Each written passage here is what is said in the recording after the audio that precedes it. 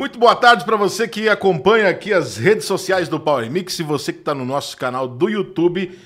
Como eu sempre digo aqui ao abrir uma entrevista, primeiro que se a gente entrar no ar, você pode ter certeza que a informação de qualidade é coisa importante que vem por aí.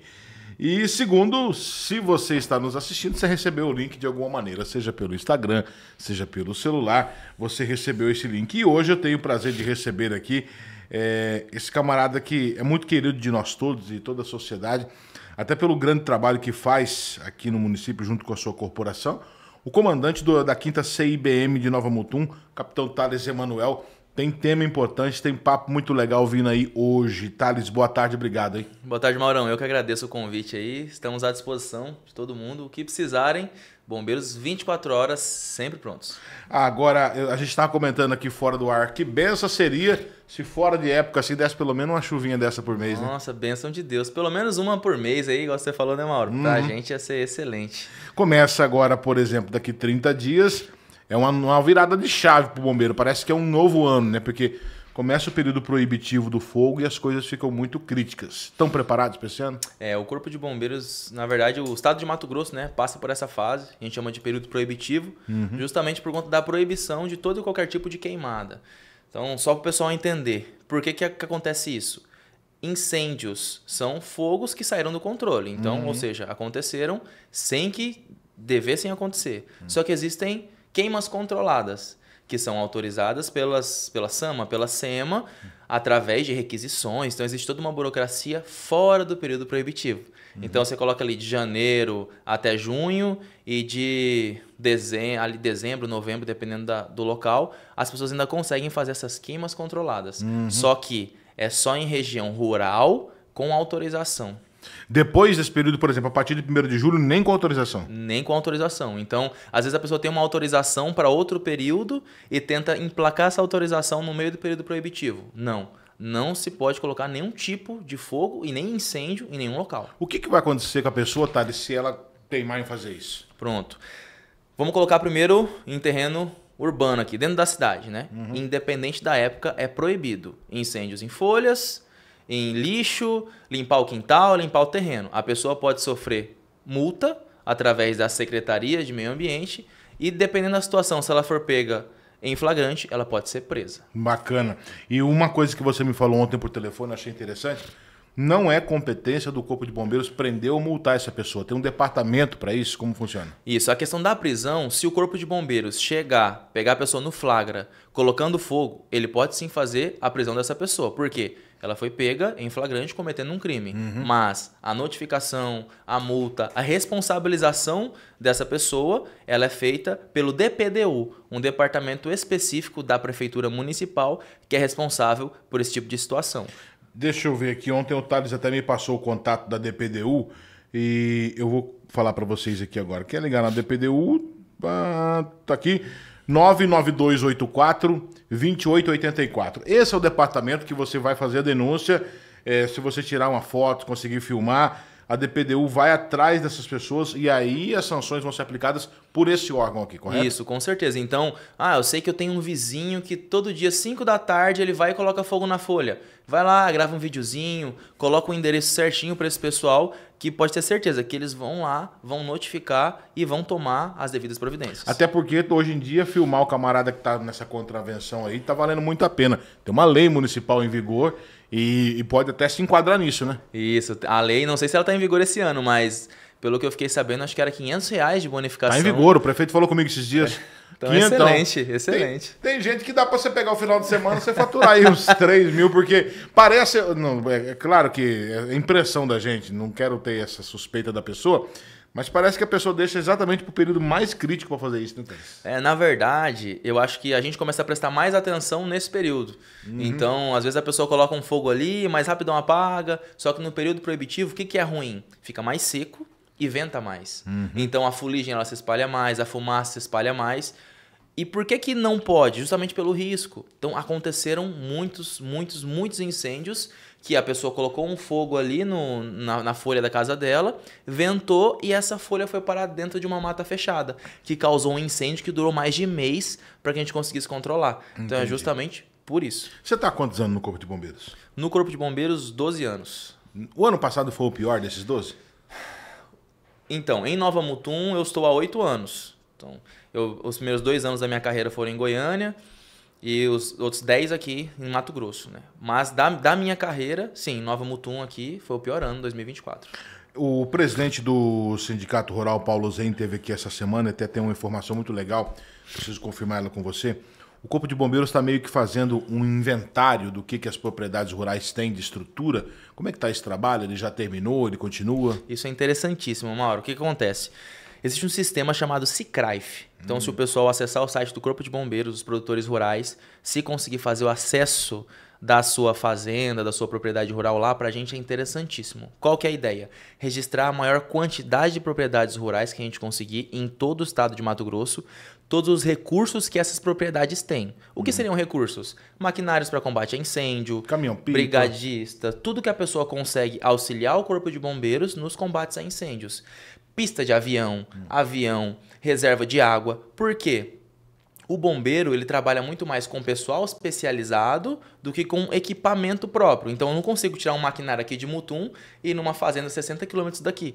Não tem um maquinário para isso e nem seria viável eu sair com o maquinário daqui até lá. Então a gente acaba utilizando os recursos daquela pessoa e também dos seus vizinhos que se prontificam a ajudar. Qual que é a ideia? Que a gente vá para o incêndio já sabendo quais recursos a pessoa tem, quais recursos os vizinhos têm, que tenham contato de todos para que a gente consiga fazer um trabalho em conjunto e saber, putz, cara, o Mauro ele só tem um caminhão-pipa, não tem mais nada e não tem nenhum vizinho ali perto. Vamos ter que levar mais gente, vamos ter que levar caminhão, vamos ter que acionar avião, vamos ter que fazer alguma coisa. Entendi. Então, quanto mais informações o bombeiro tiver, mais preparado ele vai. Mas para isso a gente precisa que as propriedades elas se cadastrem, elas coloquem com veracidade o que elas têm. Então, às vezes o pessoal vai, cara, vou colocar aqui não, porque daí é perigoso. As informações vão ficar só para o Corpo de Bombeiros, não vão ser repassadas para nenhum outro órgão. Entendi. É justamente para que a gente tenha esse controle. Tá, agora só lá pelo SICRAIF ou vocês estão ligando, fazendo algum cadastro? A gente fez a visita em algumas propriedades, nesse ano acho que foram 30, só que as propriedades nas margens da BR-163 e da MT-249, que pelos nossos cálculos, os piores incêndios começaram pelas margens dessas rodovias. Então, nosso objetivo foi conversar, explicar a situação e cadastrar por conta própria. Só que a gente não consegue visitar todas as propriedades. Então, por isso que o bombeiro acabou colocando no site do Corpo de Bombeiros para que as pessoas consigam ter esse acesso. Eu acho muito legal esse trabalho, porque ano passado eu estava trabalhando em São José do Rio Claro e eu ia todos os dias. E pelo menos por umas 3 vezes eu vi, assim, tem hora que a cena chega a ser desesperadora. Produtores arrastando um caminhão-pipa para lá, e vai um trator e tem um bombeiro correndo. Mas se não fosse dessa maneira, teriam sido piores as coisas, né? Ah, com certeza. No ano passado a gente contou muito com o auxílio de produtores rurais, da Prefeitura Municipal, de bombeiros de diversos outros locais também, porque a gente sabe que o ano passado ele foi intenso para a maior parte dos locais. O bombeiro até fez um estudo e só para vocês terem noção, não foi o pior ano se comparado com os últimos 20 anos, por exemplo. Tiveram muitos anos que foram piores. Caramba. Mas o que aconteceu com 2024? Foi muito ruim em pontos específicos. Então, putz, Chapada pegou muito fogo, Mutum pegou muito fogo. E tiveram locais que praticamente não houve. Então, foi um ano ruim sim, mas se comparado com outros anos, tiveram anos piores. Eu fico observando a sazonalidade das chuvas e eu percebo que ano passado parou de chover mais cedo. Isso é pior? Então, existe diferentes pontos de observação. Se parou de chover mais cedo, ano passado, por exemplo, quer dizer que o tempo ele fica mais seco, mais rápido e automaticamente venta mais e fica pior para o combate a incêndio mais rápido. Só que os anos que chovem mais, consequentemente a matéria orgânica cresce mais e tem mais material para pegar fogo. Então, qual que seria o ideal? Que todos os proprietários rurais eles focassem nas prevenções. Fazer acero. Putz, minha casa tá cheia de mato do lado. Cara, faz um acero aí pelo menos uns 50 metros para que a sua casa fique protegida. Ah, minha propriedade é tantos metros da BR. Vai lá, faz o seu acero, faz a sua proteção. Porque às vezes a gente deixa para a última hora, quando o fogo tá vindo não dá mais tempo. Leva casa, leva maquinário, leva carro. Então a gente tem que se preparar e esperar o pior. Muito bem. Deixa eu trocar de assunto com o Thales, que eu exauri esse tema do período proibitivo, só para a gente lembrar. Eu tinha dito aqui na entrevista com o Paulo Zé, em 1º de junho, eu quero corrigir. É 1º de julho, né? Até Mês quando, 7. Thales? Mês 7. No Pantanal, até 31 de dezembro. Nas outras cidades, até 31 de novembro. Nós aqui, então... 30 de novembro, né? 30 de novembro. Então, de 1º de julho a 30 de novembro, nem de brincadeira. Ano passado, para mim lembrar, para me encerrar, que acho que a pior situação vivida foi ali no Jardim Araguaia. Nossa, ali foi horrível. Dias e dias. E aquilo ali foi incêndio causado pela ação humana, né, Thales? Então, a gente não tem como provar, mas pelo que a gente conseguiu observar ali, foi um incêndio que se iniciou no período noturno, num período que não tinha outros incêndios próximos, então não tinha como o fogo pular de um lado para o outro, e infelizmente foi um incêndio gigantesco, tanto que vieram viaturas e outros bombeiros de outros municípios para nos auxiliar. Tinham momentos que tinham 7, 8, 9 ligações de incêndios em diferentes pontos, e a gente com 15 bombeiros na rua, com todas as viaturas de incêndio na rua, e a gente não conseguia atender todos os locais. E aí, pra gente entrar nesse segundo tema, pegando um gancho, nessa época do ano ainda tem gente que meio que usa o contato do Corpo de Bombeiros para pegar carona. É um jeito chulo de eu dizer aqui, mas o que está acontecendo é que as pessoas, alguns estão utilizando de má fé ao acionar o Corpo de Bombeiros. Como é isso, capitão? Infelizmente, a gente está tendo algumas solicitações que não são urgência e emergência. Então, para a população ficar sabendo, o Corpo de Bombeiros trabalha com situações emergenciais. Então, uma parada cardíaca, caiu um idoso na casa e aí tem uma filha que não consegue carregá-lo, não consegue levá-lo para o hospital. Um acidente de trânsito, um trauma, quebrou um braço, quebrou uma perna. Aí sim, o Corpo de Bombeiros ele consegue fazer esse atendimento, porque é um atendimento emergencial e urgente. Então a gente pega, leva para o hospital e essa vítima vai ter aquela prioridade. O que as pessoas estão fazendo? Muitas vezes a pessoa tem condição de levar o pai, a mãe, o filho, a filha para o hospital. A pessoa tem um carro na casa. A pessoa ela tá mal, mas às vezes ela não quer enfrentar a fila.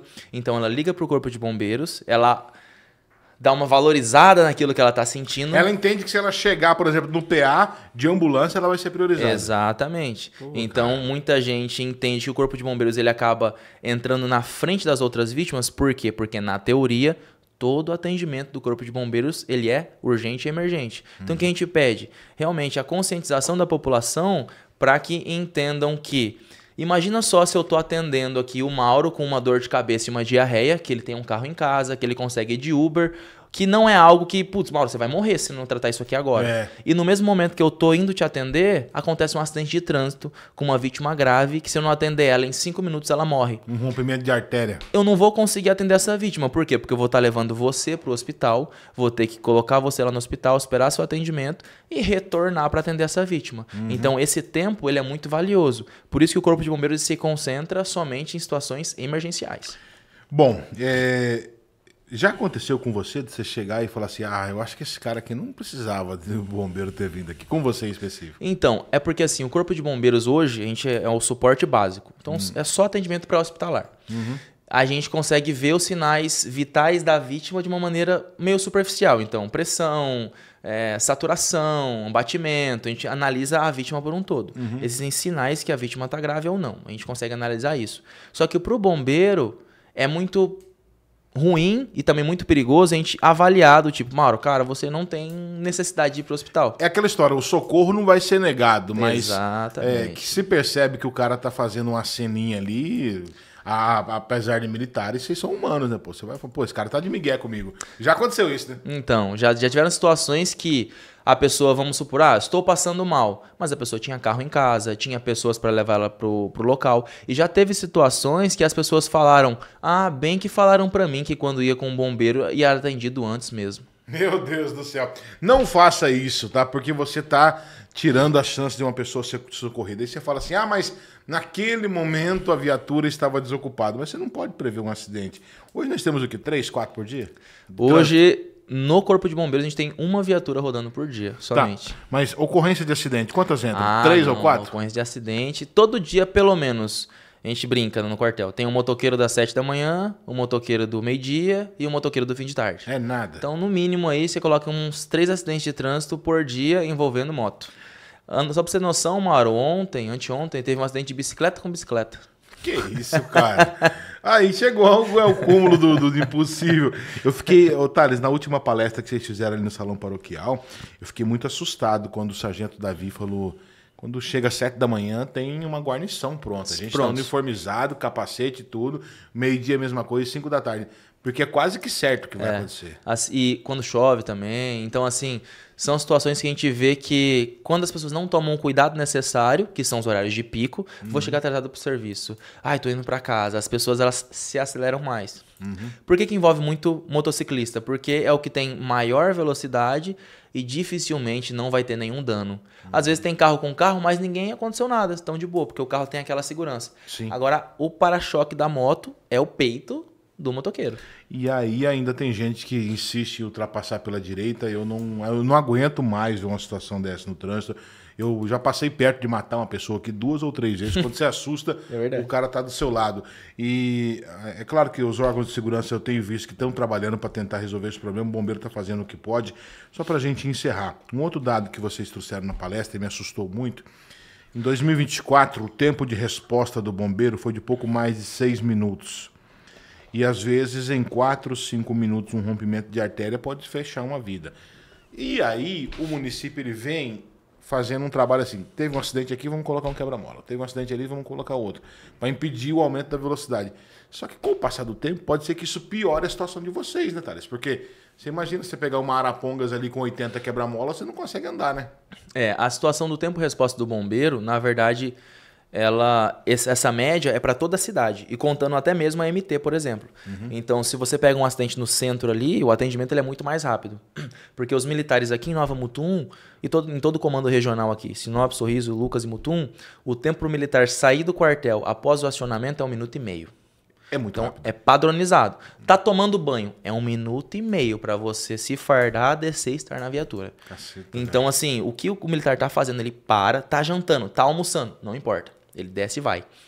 Então, se ele pega uma ocorrência no centro, por exemplo, o tempo de resposta é muito mais rápido. 3 minutos, 2 minutos.